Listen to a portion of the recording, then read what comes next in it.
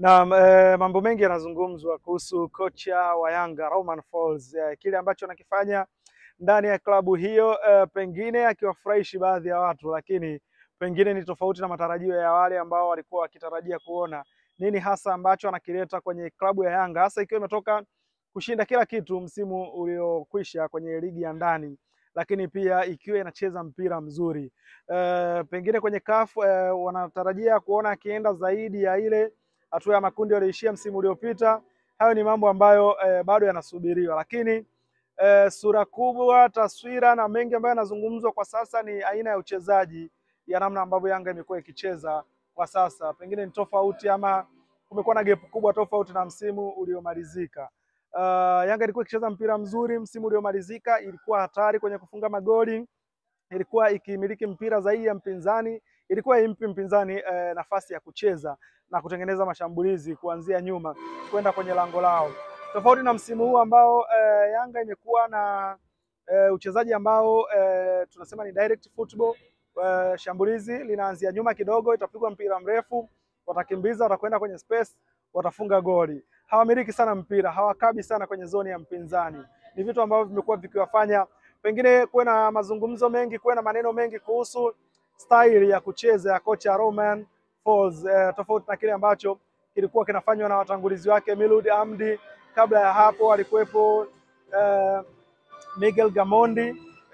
Siwezi kumtaja sana Serdar Ramovic kwa sababu alikaa muda mfupi sana, bado alikuwa hajaingiza sana falsafa yake, lakini siwezi pia kumsahau Nasreddine Nabi ambaye alikaa muda mrefu zaidi na kutengeneza foundation ya kile ambacho wamefanikiwa zaidi.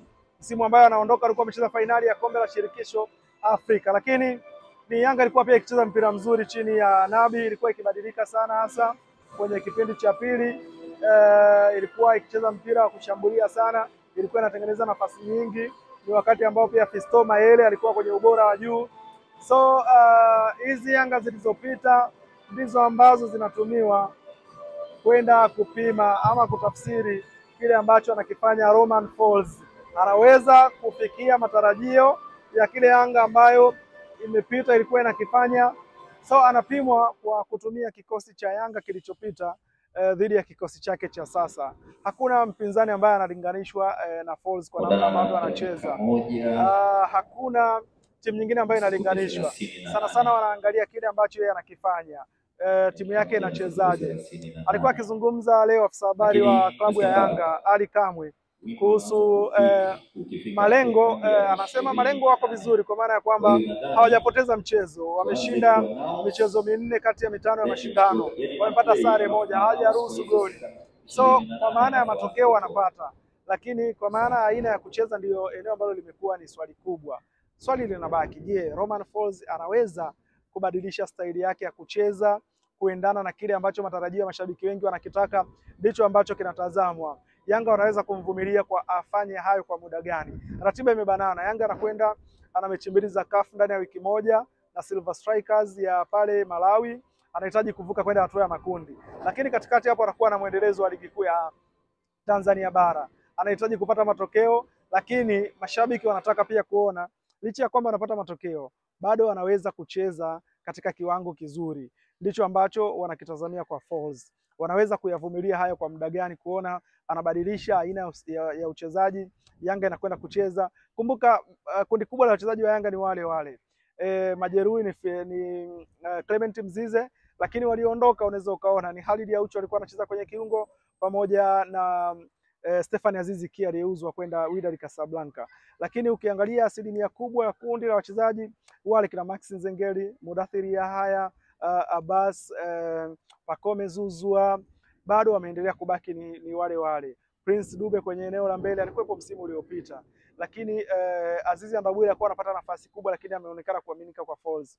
So asilimia kubwa ya wachezaji ni wale wale. Backline yote inaonekana ni ile ile. In and out labda huku kwa Boka na Shabalala, lakini Dickson Job, Ibrahim Baka wanacheza pamoja na Israel Mwenda. So backline ni ile ile. Midfield kuna mabadiliko kidogo, lakini mbele Dube alikuwa akicheza pamoja na Mzize. So Mzize ameumia, lakini utegemei labda ungeona mabadiliko makubwa sana ya uchezaji. mwalimu anatengeneza vipi pattern yake kwenye safu ya ulinzi, pattern yake kwenye eneo la kiungo, lakini namna timu inajenga mashambulizi. Message ya kipa Djigui Diarra kuwa mchezaji bora wa ligi kuu kwa mwezi Septemba ni message nzuri, kwa maana ameonyesha performance nzuri kama golikipa, lakini hii inamaanisha pia Yanga ilikuwa inapitika kwa maana ya mashambulizi. Pia kuna nyakati ilitegemea zaidi ubora wa Diarra ili kupata matokeo. So ni taswira ambayo Yanga wamezoea kuona wachezaji wao wa eneo la kiungo pamoja na washambuliaji ndio wakichukua hizi tuzo, kwa maana ya kwamba timu inakuwa na performance nzuri zaidi kwenye eneo la mbele kuliko kwenye eneo la nyuma. Anaenda kutwist vipi Romain Folz kuweza kubadilisha hiki ndani ya muda mchache? Ni maswali ambayo yanasubiriwa. Anaweza akabadilisha kama anabadilika kulingana na kile ambacho labda kinachezwa bado sio 100% ya falsafa yake, lakini kuna makocha wengi wao wanakubali kufa na tai shingoni. Anaamini kwenye falsafa yake, anasema falsafa yangu ndio inanipa matokeo. Kama nyie mna falsafa yenu, mimi nadhani labda hatuwezi kufanya kazi pamoja.